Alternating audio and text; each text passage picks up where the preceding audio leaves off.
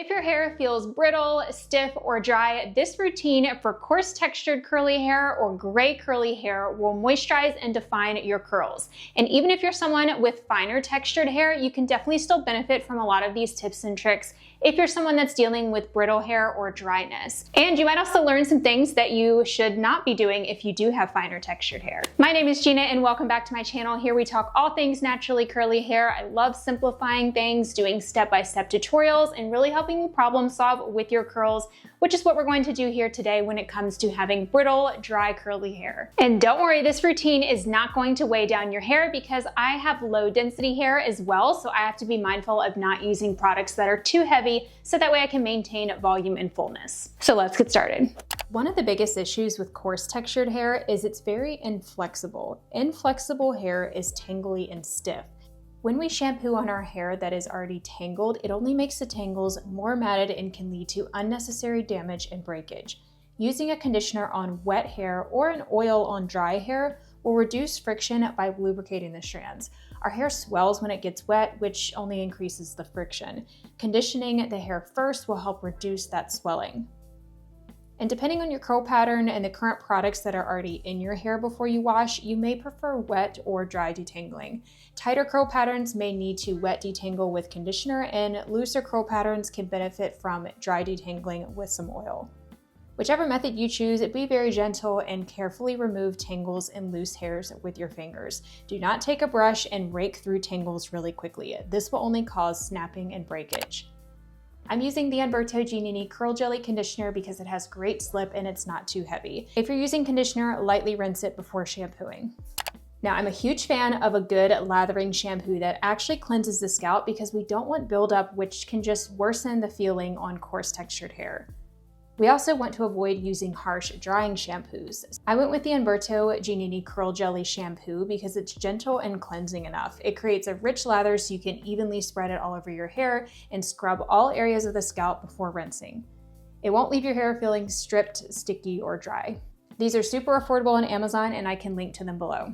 Next, you'll want to apply a conditioner and ensure your hair is evenly coated, roots included. I'm using the same conditioner from Umberto Giannini and focusing it on the ends, then working the rest up to the roots. We need to finish with conditioner to lower and smooth the cuticle back down after shampooing. This will soften the hair and protect it from dryness. Let it sit for a few minutes and then rinse it out fully. So before I apply my stylers, I've also been using this Living Proof Scalp Care Density Serum. I've been testing it for hair growth, but it's also supposed to help with graying hair. I need to take new progress photos soon, but from what I can tell in my initial photos, I am seeing a bit of new growth. I'm just not sure about the gray hair reduction. I would have to wait for all of my hairs that are already gray to then be replaced, which is going to take a long time, but stay tuned to see my final results and if it has reduced my grays because I will be sure to share that. But I can link it for you down below if you do want to check it out. But before you apply styling products, you want to make sure that your hair is evenly wet. I prefer to style damp out of the shower so that way I can towel dry my roots first and it's not dripping. However, you may want to style more soaking wet, especially if you have looser curls or waves. Experiment to find the best water amount for your hair. This step is totally optional, but before styling, you may want to apply a primer or a leave-in conditioner just to help with slip and manageability. I often opt for a spray heat protectant, but I wanted to provide another option for those of you who want more softness in your hair. So this is the Olaplex No. 9, which is a serum. It has a very thin, slippery consistency. This will not only soften, detangle, and improve manageability, but it also has bond repairing ingredients to strengthen the hair. So coarse textured hair doesn't need much protein, and many protein-rich products can make it feel more brittle. So if you still want to strengthen your coarse textured hair or gray hair, especially if it's also high porosity, color treated, or bleached hair, bond repairing ingredients are a great alternative for strengthening without causing that brittle feeling. So bond building treatments can be used by any hair type to strengthen the hair. If you want more moisture, you can go with a leave-in conditioner at this step. The next step is to apply styling products to define and hold the curls. I like to keep it simple with as few products as possible, so I'm going in with just a gel today and using the Kinky Curling Custard. This lightweight gel is very moisturizing and has a lot of slip. I don't find that I need a curl cream or a leave-in conditioner when using very moisturizing gels like this one, but if your coarse hair is very dry, you could use one under your gel. I often use the Kinky Curly Custard in the fall and the winter because it's drier and less humid outside during that time, and this does not contain any humidity blocking ingredients, and it gives a medium hold, which is why I usually use it in the cooler months. I also prefer to apply my gel before I brush style for the most even frizz coverage. Some products that you might want to avoid if you have coarse textured hair are thick, sticky gels. They make it really hard to spread. And then volumizing or texturizing sprays. You don't want to be creating more texture in your hair that can make it feel worse and even more brittle. And then hairspray is another one that you might want to avoid if you don't want to have more of a sticky, brittle feeling in your coarse textured hair. However, these types of products can create more volume and long-lasting hold in the hair, so sometimes it's a trade-off. If you have coarse or gray hair, then you know it does not like to lay smoothly and can be very frizzy and unruly. So when I don't brush style, the coarse areas dry puffy, frizzy, and undefined. My gray hairs always poke through and they don't want to stay grouped into curl clumps. Styling techniques will help to smooth the hair and help it lay more evenly. A brush is the best way that I have found to smooth out the hair. You can just use a brush to simply smooth out the hair by brushing it through. This is what you saw me mostly do on the lower sections. Then scrunching to help the curls return. Or you can use your brush to create curl clumps and enhance ringlets or waves. To brush style, you want to section off your hair so you can more precisely style. This is especially good for those of you who have very thick hair or if you struggle a lot with webbed frizz or just frizz from underneath. Do you see the difference that the brush makes in smoothing out frizz? So pick up a small section and then just brush through to smooth it out. Then place your brush at the root, turn your wrist slightly so that way the hair starts to press against the base of the brush around the edge, and then apply tension as you glide down. If you can't get coordinated with this, a simple option is just to press your other hand against the brush as you glide down and create tension. If you get more comfortable with brush styling and want to define really stubborn curls, you can try the brush coiling technique, which is just where you wrap the hair around the base of the brush and then unravel it. This helps tremendously with those gray hairs that are shorter and don't take the same curl pattern or they stick out. This helps to tuck them in. I also use the finger coiling technique to coil baby hairs or ringlets that don't know which way that they want to go in. If your curls like to change directions or they tend to just stretch out when you brush style, try the finger coiling technique after you smooth it out with a brush.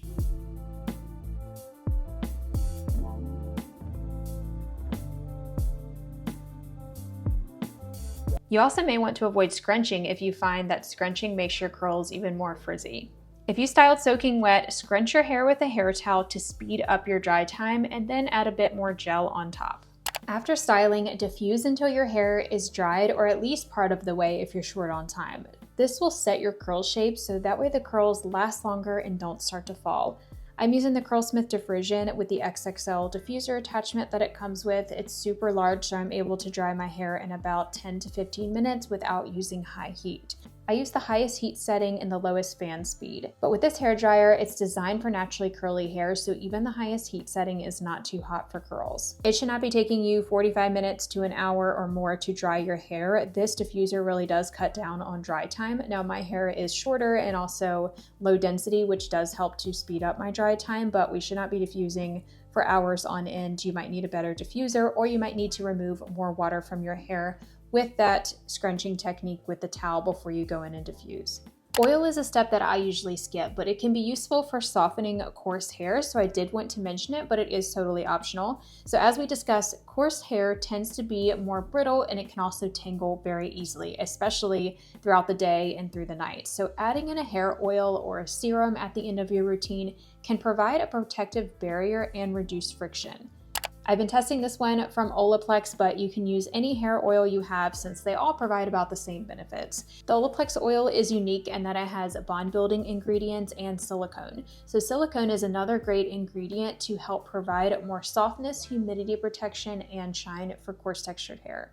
If you want a silicone-free option with bonding ingredients, the Curlsmith Bonding Oil is very comparable. That's the one that I've used previously. I just wanted to try this one out, and that one is silicone-free if that's something you're looking for. Oils can also help to soften the gel cast and scrunch out the crunch, but you can always just use your dry hands without any oil to do this. That's what I typically do. If your hair still feels a little bit damp in some areas, just grab your diffuser and continue diffusing after you've scrunched out the crunch. That's a great way to dry any remaining moisture. If your hair is still damp though, even after you have finished drying and you've scrunched out the crunch, it's possible that you have too much moisture in your hair from using too heavy products, too many conditioning products, or not removing enough of that water before you diffuse. Another quick tip is if you get any frizz after diffusing, just take a little bit of your gel and sort of glaze over it, smooth over it, and tuck it in. This is especially great for those stubborn grays that always want to pop back out from underneath. Just kind of tuck them in. You can use gel or a hairspray. A hairspray is another great option for those really stubborn ones.